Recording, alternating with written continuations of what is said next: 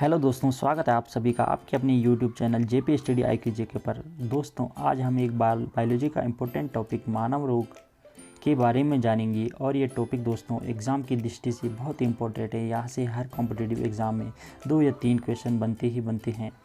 तो दोस्तों, वीडियो को शुरू करने से पहले हमेशा की तरह मैं आपसे कहना चाहूँगा, अगर आपने अभी तक हमारे इस यूट्यूब चैनल को सब्सक्राइब नहीं किया है तो प्लीज़ हमारे इस YouTube चैनल को सब्सक्राइब करिए और पास वाली बेल आइकन को भी ऑन रखिए ताकि आने वाली वीडियो का नोटिफिकेशन आपको मिलता रहे। तो चलिए शुरू करते हैं हमारा आज का टॉपिक। तो देखिए, जो ये डिजीज़ शब्द है, इंग्लिश का जो डिजीज़ शब्द है, जिसका अर्थ शाब्दिक अर्थ होता है आ से होता है असुविधा, अर्थात स्वास्थ्य में बाधा अथवा अस्वस्थ होना अथवा रोग से पीड़ित होना। अब देखते हैं इनका वर्गीकरण। दो मानव रोग होते हैं, इनको हम 2 कैटेगरीज में डिवाइड करते हैं। एक होते हैं जन्मजात रोग, कॉन्जेनिटल डिजीज़, और दूसरे होते हैं अर्जित रोग, एक्वायर्ड डिजीज़।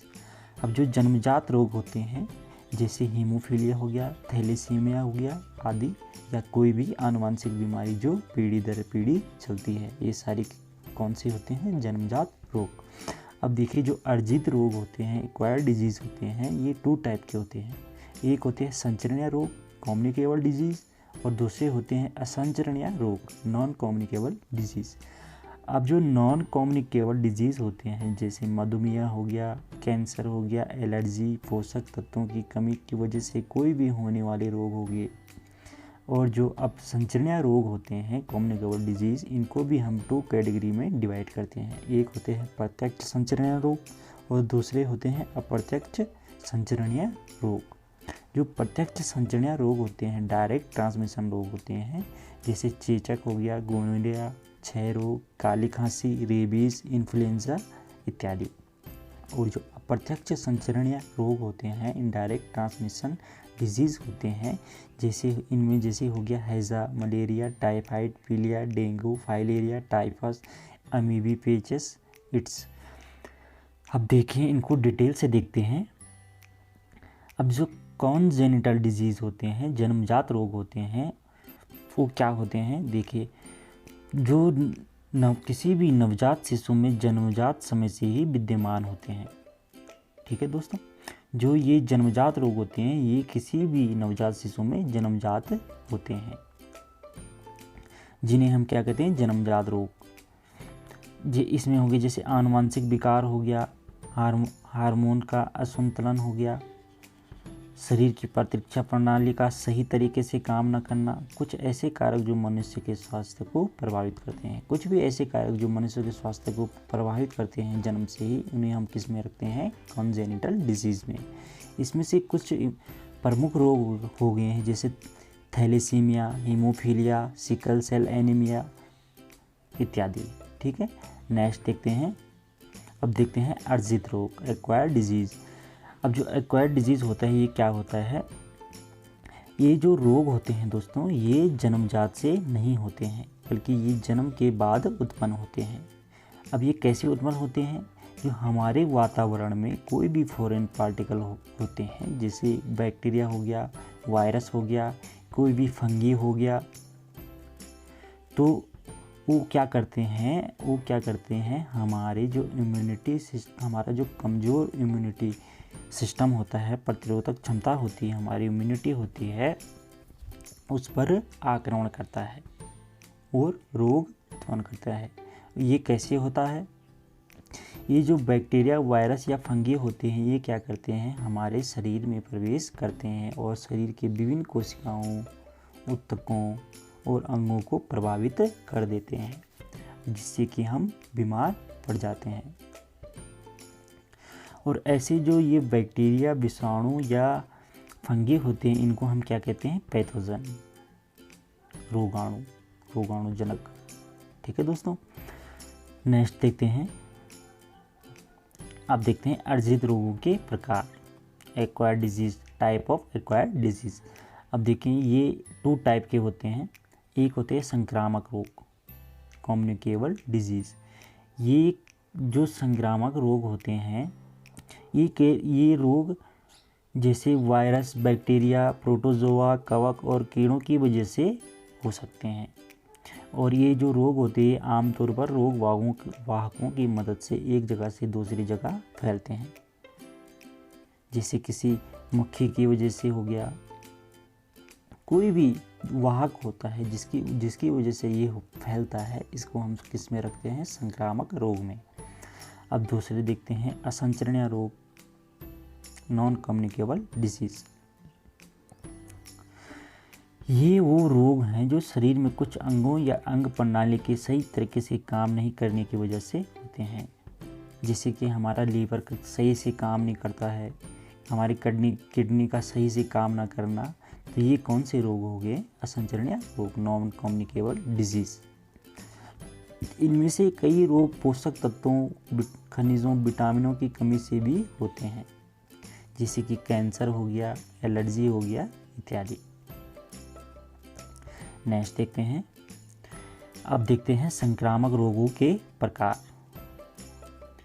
अब ये संक्रामक रोग दो प्रकार के होते हैं, एक होते हैं प्रत्यक्ष संचरणीय रोग, डायरेक्ट ट्रांसमिटेड डिजीज, और दूसरे होते हैं अप्रत्यक्ष संचरणीय रोग, इनडायरेक्ट ट्रांसमिटेड डिजीज। पहले देखते हैं हम प्रत्यक्ष संचरणीय रोग। इस प्रत्यक्ष संचरणीय रोग जो होते हैं ये होते हैं सूक्ष्म जीव जनित रोग। कुछ रोग जैसे सीधे संपर्क अथवा श्वास द्वारा संक्रमित व्यक्ति के स्वस्थ व्यक्ति तक फैलते हैं।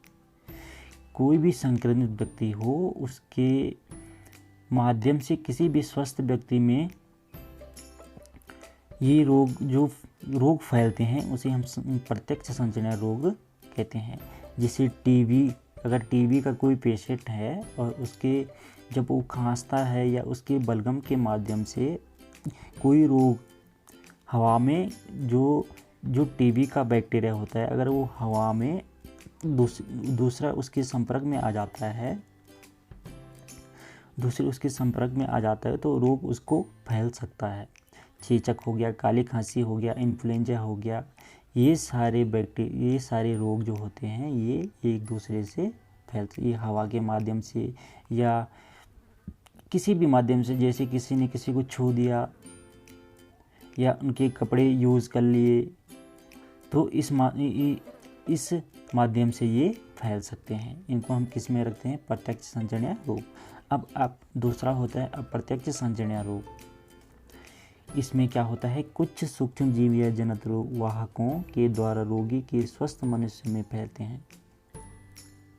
कि कोई भी सूक्ष्म जीव जनित वाहकों, कोई भी जैसे किसी रोग का वाहक होता है, जैसे मक्खी हो गया, मच्छर के माध्यम से मलेरिया फैल जाता है, डेंगू हो गया, हैजा होगी, काला आजार, अफ्रीकन निद्रा रोग इत्यादि। ये जो रोग किसी वाहक के माध्यम से जो फैलते हैं, इन्हें हम किस में रखते हैं? अप्रत्यक्ष संचरणीय रोग में। नेक्स्ट देखते हैं, अब देखते हैं दोस्तों वायरस से होने वाले रोग। पहला देखते हैं चिकन पॉक्स। ये किस रोगाणु की वजह से होता है? वेरिसेला वायरस जो होता है वो किस रोग को फैलाता है? चिकन पॉक्स को। और किस माध्यम से होता है? वायु के या सीधे संपर्क के माध्यम से ये रोग फैल सकता है। नेक्स्ट देखते हैं स्मॉल पॉक्स। ये किसकी वजह से होता है? वायरोला मेजर और वायरोला माइनर की वजह से। ये भी वायु से या सीधे संपर्क के द्वारा एक दूसरे में फैल सकता है। तीसरा देखते हैं खसरा या मीजल्स। ये फैलता है रूबेला वायरस की वजह से और ये वायु के संपर्क से फैलता है। नेक्स्ट देखते हैं पोलियो। ये पोलियो वायरस की वजह से फैलता है। और ये कैसे फैलता है? इसका जो संचरण का तरीका है, ये दूषित भोजन हो गया या दूषित जल की वजह से फैल सकता है। नेक्स्ट देखते हैं रेबीज़ हो गया।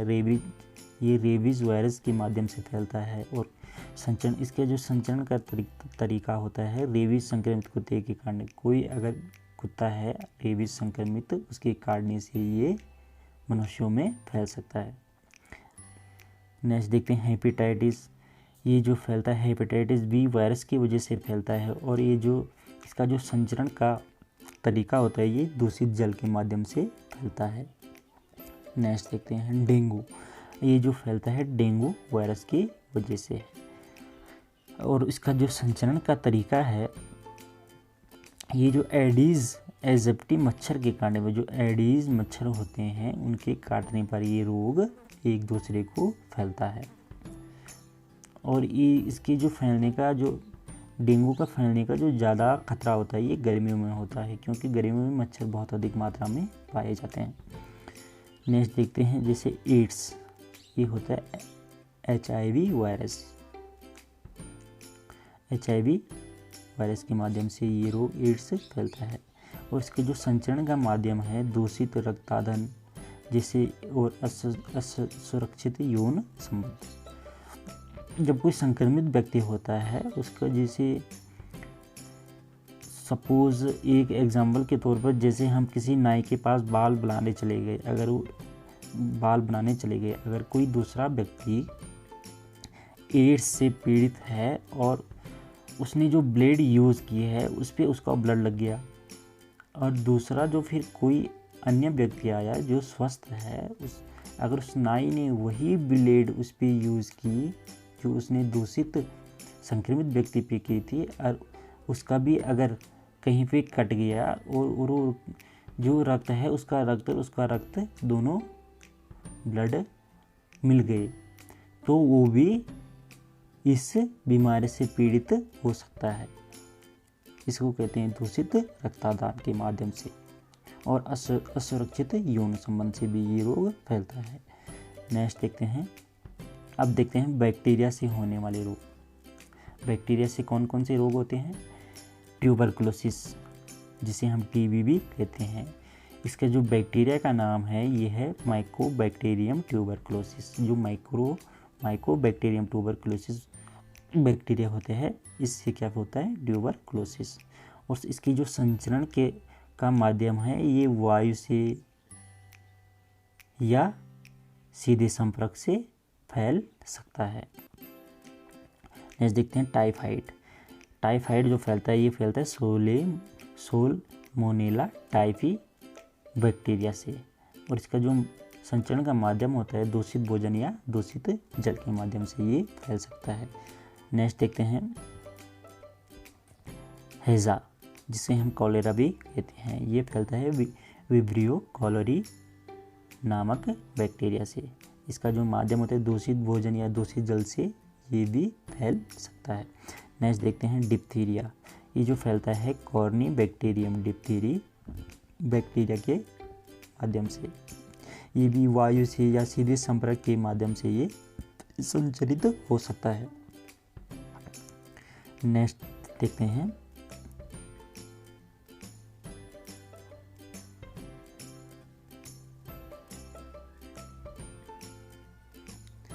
लेप्रोसी, या जिसे हम कुष्ठ रोग कहते हैं। जो कुष्ठ रोग है ये फैलता है माइकोबैक्टीरियम लेप्रोई बैक्टीरिया के माध्यम से। इसका जो संचरण का माध्यम होता है, ये होता है संक्रमित व्यक्ति के संपर्क से। अगर कोई संक्रमित व्यक्ति किसी स्वस्थ व्यक्ति के संपर्क में आता है तो ये रोग फैलता है। नेक्स्ट देखते हैं, जैसे काली खांसी, इसे हम वूफिंग कफ भी कहते हैं। ये फैलता है वोर्डिटेला पर्टुसिस बैक्टीरिया से। ये भी वायु से या सीधे संपर्क के माध्यम से फैल सकता है। अब देखते हैं कुछ प्रोटोजोआ से होने वाले रोग, जिसमें कि पहला मलेरिया ज्वर। तो जो मलेरिया ज्वर होता है ये फैलता है प्लाज्मोडियम नामक प्रोटोजोआ से। और इसका जो संचरण के तरीके हैं, ये होता है एनोफिलीज मच्छर। जो एनोफिलीज मच्छर होता है ये इसका वाहक होता है। नेक्स्ट देते हैं अमीबिक डिसेंट्री। तो ये फैलता है एंट अमीबा हिस्टोलिटिका प्रोटोजोआ के माध्यम से। इसका जो संचरण का तरीका होता है दूषित भोजन एवं जल। दूषित भोजन एवं दूषित जल के माध्यम से ये रोग फैलता है। अब देखते हैं लिस्मनियासिस या काला अज़ा। ये फैलता है लिस्मानिया प्रोटोजोआ से। और ये इसके जो वाहक होते हैं सैंड फ्लाई के काटने पर, जो सैंड फ्लाई होते हैं उनके काटने पर ये रोग संचरित होता है। अब नेक्स्ट है ट्रिपेनोसोमियासिस या अफ्रीकन स्प्लिंग सिकनेस। ये फैलता है ट्रिपेनोसोमा ब्रूसी नामक प्रोटोजोआ से, और इसका जो संचरण का माध्यम होता है सीसी फ्लाई के काटने से। जो सीसी फ्लाई होता है उसके काटने से ये रोग फैलता है। अब देखते हैं कुछ हेलमिंथ्स द्वारा जनित रोग, कृमियों द्वारा जनित रोग। इसमें पहला है फाइलेरिया, जिसे हम हाथी पाँव भी कहते हैं। ये फैलता है, इसका जो होता है बॉचरिया बेनक्रोफटाई कृमि, इसके माध्यम से ये रोग फैलता है। इसका जो संचरण का माध्यम है ये दोस्तों एडिस और क्यूलेक्स मच्छर, जो एडिस और क्यूलेक्स मच्छर होते हैं इससे ये रोग फैलता है। नेक्स्ट है एस्केरियासिस, ये फैलता है एस्केरिस लम्ब्रिकोइड्स कृमि द्वारा, और इसका जो संचरण का तरीका है यह दूषित भोजन एवं दूषित जल से ये संचरित होता है।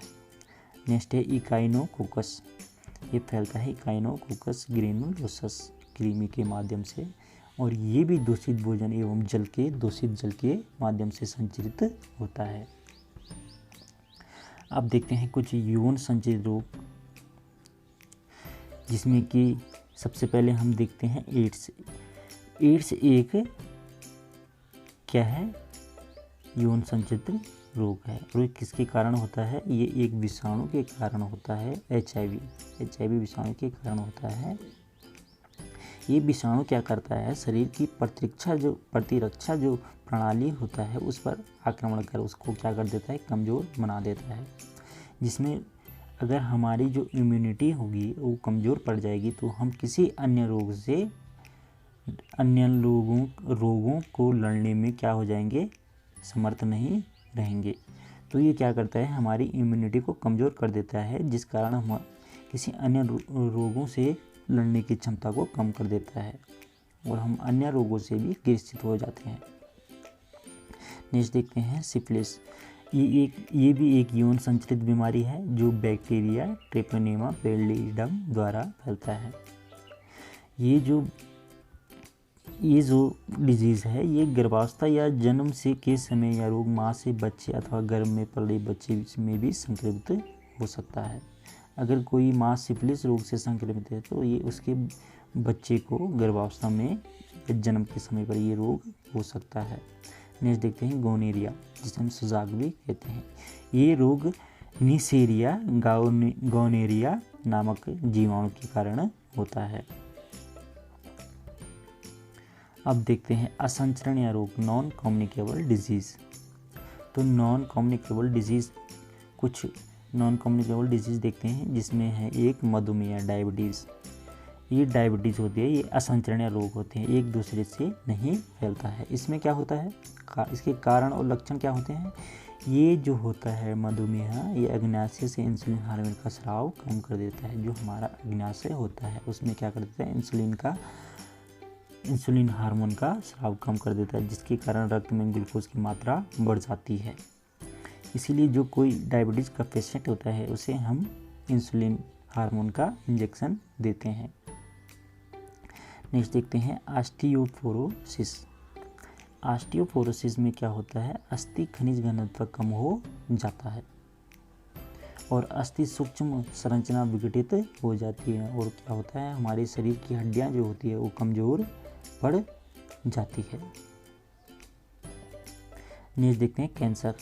अब कैंसर में क्या होता है दोस्तों, इसके लक्षण होते हैं, यह रोग कोशिकाओं के अनियंत्रित विकास और विभाजन के कारण होता है। जो कोशिकाएं अनियंत्रित हो जाती है जिस कारण ये रोग होता है। शरीर के किसी खास हिस्से में अवमान्य और लगातार कोशिका विभाजन होने से ट्यूमर का निर्माण होता है। हमारे शरीर का ये कैंसर जो होता है एक शरीर के किसी भी हिस्से में हो सकता है।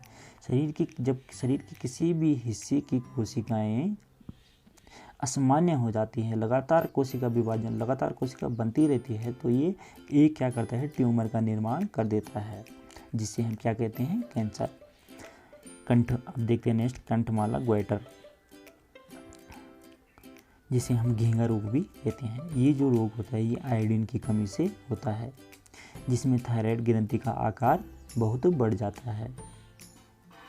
और क्या होता है, जब थायराइड ग्रंथि का आकार बढ़ जाता है तो थायराइड हार्मोन का स्राव कम हो जाता है, जिससे कि हम इस रोग से पीड़ित हो जाते हैं। नेक्स्ट देखते हैं एलर्जी। एलर्जी जो होती है शरीर की प्रतिरक्षा प्रणाली द्वारा बाह्य कारकों के प्रति अस्वाभाविक प्रतिक्रिया को एलर्जी कहते हैं। बाह्य कारक जैसे धूल कण परागकण, जैसे धूल कण बोलते हैं कि किसी को धूल से एलर्जी है, किसी को परागकण से एलर्जी होती है। तो जब शरीर की प्रतिरक्षा प्रणाली द्वारा बाह्य कारकों के प्रति अस्वाभाविक, जब हमारी प्रतिरक्षा प्रणाली किसी बाह्य कारक को स्वीकार नहीं करती है, जिस कारण एलर्जी उत्पन्न हो जाती है। अब देखते हैं थोड़ा मानव शरीर की प्रतिरक्षा प्रणाली के बारे में थोड़ा सा देखते हैं। तो जो ये ह्यूमन इम्यूनिटी सिस्टम होता है, ये टू टाइप का होता है। एक होता है इनेट इम्यूनिटी सिस्टम, सहज प्रतिरक्षा प्रणाली, और दूसरा होता है एडोप्टेड इम्यूनिटी सिस्टम, अनुकूली प्रतिरक्षा प्रणाली। अब जो इनेट इम्यूनिटी सिस्टम होता है, ये फैगोसाइटिक कोशिकाएं, डेनहाइटिक कोशिका, नेचुरल किलर कोशिका आदि शरीर में नष्ट होने वाले रोगों को खत्म करने का प्रयास करती है। जो इनेट होती है ये हमारी जन्मजात इम्यून, ये हमको जन्मजात से ही मिलती है। इसमें क्या होता है, जब कोई पैथोजन या रोगाणुजनक हमारे शरीर में प्रवेश करता है तो ये फैगोसाइटिक कोशिकाओं या डेनहाइड्रिक कोशिका या नेचुरल किलर कोशिका इनको क्या करती हैं, इनको किल करने का काम करती है। ठीक है दोस्तों। अब दूसरा होता है अनुकूली प्रतिरक्षा प्रणाली, एडोप्टेड इम्यून सिस्टम। ये जन्मजात नहीं होता है, ये हम जन्म के बाद एडॉप्ट करते हैं। इसमें क्या होता है, रोगाणु सहज प्रतिरक्षा प्रणाली को चकमा देकर शरीर के अंदर प्रवेश हो जाते हैं। तो जब कोई रोगाणु शरीर की प्रतिरक्षा प्रणाली को चकमा देकर, मतलब शरीर के अंदर कोशिकाओं में प्रवेश कर जाता है, तो तब इस प्रणाली की घटक कोशिकाएं सक्रिय हो जाती हैं। तो तब हमारी शरीर की जो घटक कोशिकाएं हो जाती है वो क्या हो जाती है, एक्टिव हो जाती है। उनको पता चल जाता है कि कोई रोगाणुजनक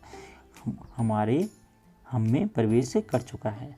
तो क्या होता है, बी लिम्फोसाइट कोशिकाएं सक्रिय होकर क्या करते हैं, प्रतिजन के विरुद्ध एंटीबॉडी का स्राव करती है। तो जो बी लिम्फोसाइट कोशिकाएं होती हैं वो सक्रिय हो जाती है और पैथोजन होते हैं उनके विरुद्ध एंटीबॉडी का स्राव करती है और यह रोगाणु को नष्ट करती है। जबकि टी लिम्फोसाइट क्या करती है, रोगाणु विषाणु के द्वारा संक्रमित कोशिकाओं को नष्ट करती है। टी लिम्फोसाइट क्या करती है, विषाणु के द्वारा संक्रमित कोशिकाओं, जो विषाणु के द्वारा जो कोशिका संक्रमित हो जाती है उनको क्या करती है, नष्ट करने का काम करती है। तो दोस्तों आज की वीडियो में इतना ही। आपको ये वीडियो कैसी लगी, अगर वीडियो पसंद आई होगी तो वीडियो को लाइक, कमेंट और हमारे चैनल को सब्सक्राइब करना ना भूलें। मिलते हैं नेक्स्ट वीडियो में, तब तक के लिए जय हिंद, वंदे मातरम।